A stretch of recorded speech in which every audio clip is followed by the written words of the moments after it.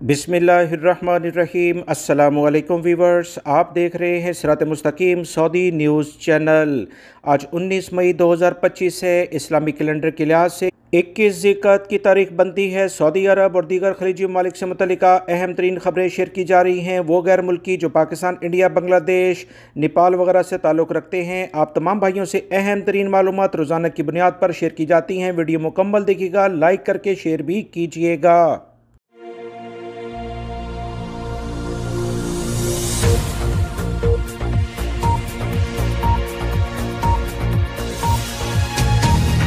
Viewers, बहुत सारे गैर मुल्की भाई जो कि पाकिस्तान, इंडिया, बांग्लादेश और दीगर ममालिक से ताल्लुक़ रखते हैं, सऊदी अरब के साथ साथ दीगर खलीजी ममालिक में रोज़गार के लिए मौजूद हैं। आने वाले दिनों में क्या हालात होंगे, इस बारे में वो अपडेट जानना चाहते हैं। मेरी पूरी कोशिश होती है कि इंटरनेशनल मीडिया से वो रिपोर्ट शेयर की जाए जिससे आपको फ़ायदा हो और आने वाले दिनों में आप अपने लिए बेहतर फ़ैसले कर सकें। ख़ास तौर पर छुट्टी जाने के लिहाज से या विज़िट वीज़ों से मुतल्लिका अगर फैमिली को बुलाना है तो क्या इक़दाम आपके लिए बेहतर होंगे। ताज़ा तरीन जो इतलात इंटरनेशनल मीडिया और इसके साथ साथ इंडियन मीडिया की जानिब से जो शेयर की गई हैं, उसमें कहा गया पाकिस्तान और इंडिया जंगबंदी का फैसला 18 मई तक के लिए किया गया था। मीडिया रिपोर्ट्स के मुताबिक दोनों मुल्कों के DGMOs के दरमियान मुज़ाकरात होने थे जो कि नहीं हुए, जिसमें जंगबंदी में तोसी जैसे मामलात को डिस्कस किया जाता है। जुमे को न्यूज़ में मैंने आप तमाम भाइयों को तफसीलात शेयर करते हुए बताया था कि अगर सीज़ फायर बरकरार रहता है तो बहुत मुमकिन है कि हाई प्रोफाइल टारगेट किलिंग में इजाफा हो जाए। इंटरनेशनल मीडिया रिपोर्ट्स में ये तासर मुसलसल दिया जा रहा है कि पाकिस्तान में आला शख्सियात को टारगेट करने के साथ साथ बड़े शहरों में दहशतगर्दी के वाक़यात भी बढ़ सकते हैं। पाकिस्तान में ये दहशतगर्दी से मुतल्लिका वाक़यात रोज़ाना की बुनियाद पर 1 से 2 अब होना शुरू हुए हैं, जो कि बहुत तशवीशनाक बात है। इस बारे में याद रखें कि पाकिस्तान इल्ज़ाम लगाता है कि इन तमाम दहशतगर्दों की पुश्तपनाही इंडिया की जानिब से होती है, जबकि इंडियन गवर्नमेंट इससे इनकार करती है। ये वही दोनों ममालिक के दरमियान तनाव की कैफियत पैदा करती है। पाकिस्तान में कार्रवाई करने वाली 2 तंजीमें हैं, का नाम BLA और दूसरा TTP है। इन दोनों दहशतगर्द तंजीमों ने पाकिस्तान की अवाम और अफवाज को टारगेट करना शुरू किया, मगर पाकिस्तानी हुकूमत का कहना है कि हर सूरत में इन दहशतगर्दों का मुकाबला किया जाएगा। किसी भी सूरत में इनका और इनकी सपोर्ट करने वालों को नहीं बख्शा जाएगा। मीडिया में इस वक्त पाकिस्तान भारत वाटर ट्रीटी से मुतल्लिका जो कि सिंतास मुआहदा है, इसके लिहाज से काफ़ी ज़्यादा मुश्किलात देखने में आ रही हैं।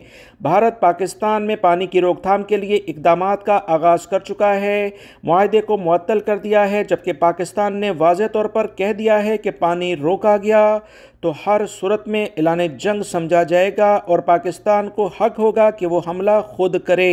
दरियाए चनाब के पानी को डाइवर्ट करने के लिए भारतीय इक़दामात कुछ देखे जा रहे हैं। जंगी हालात पैदा करने में अहम किरदार अदा करने के ये इक़दामात नज़र आते हैं। पाकिस्तान के मुख्तलिफ रिसर्च डिपार्टमेंट की जानिब से हुकूमत पाकिस्तान को आगाह करना शुरू कर दिया गया है कि भारतीय इक़दामात वाटर ट्रीटी की खिलाफ वर्जी पाकिस्तान के लिए भारी नुकसान की वजह बन जाएगी।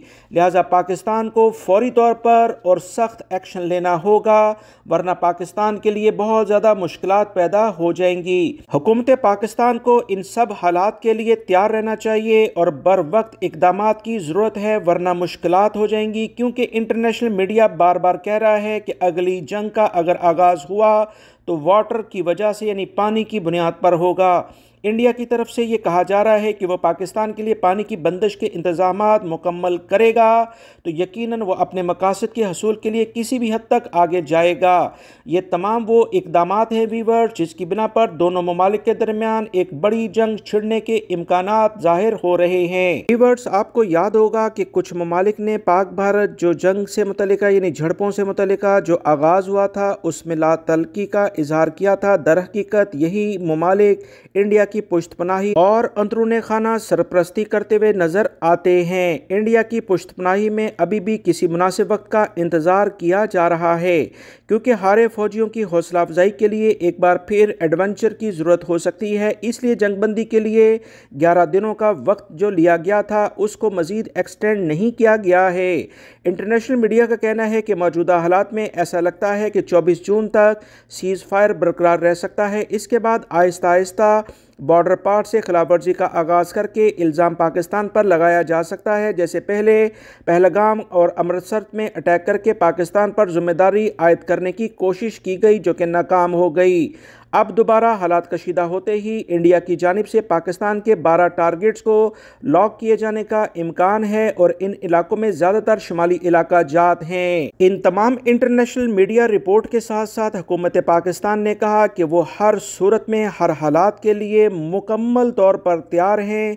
पहले कम जवाब दिया गया था, अब इसका जवाब इतना शदीद होगा कि दुश्मन को अच्छे तरीके से तमाम चीज़ें याद रहेंगी और वो अपनी आने वाली नस्लों को भी इस तरह के इक़दामात करने से रोकेगा। दोनों ममालिक अगर चाहें तो मिलजुल कर भी अपने मसाइल को हल कर सकते हैं। कुछ सियासतदानों का जंगी जुनून दोनों ममालिक के जो अवाम हैं उनके हकूक़ की बजाय ऐसे हालात पैदा कर रहा है जो कि दोनों ममालिक के अमन व सुकून को तहस नहस कर सकते हैं। अवाम को चाहिए कि वो हकीकी जो सूरत हाल है उस पर नज़र रखें।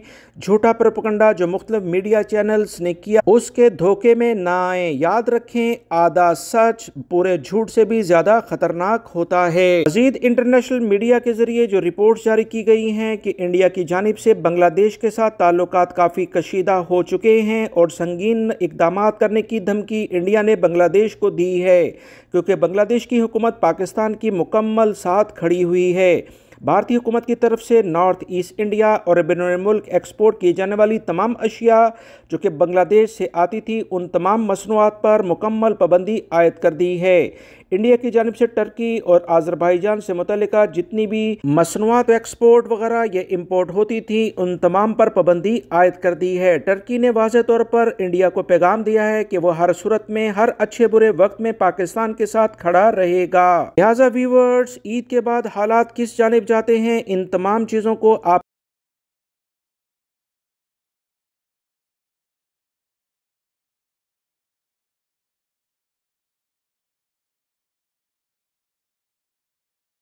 सऊदी अरब में रहने वाले बहुत सारे गैर मुल्की भाइयों की जानिब से ये सवालात पूछे जा रहे थे कि विज़िट वीज़े से मुतल्लिका कोई अच्छी खबर आए तो हमें बताएं, क्योंकि वो अपनी फैमिली को विज़िट वीज़े पर बुलाना चाहते हैं। तो इस बारे में ताज़ा तरीन जो अपडेट आई है उसके मुताबिक फ़िलहाल family visit visa single entry या मल्टी एंट्री वीज़ा हो, ये अभी सस्पेंड कर दिए गए हैं, यानी मुअत्तल हो चुके हैं, अभी जारी नहीं हो रहे।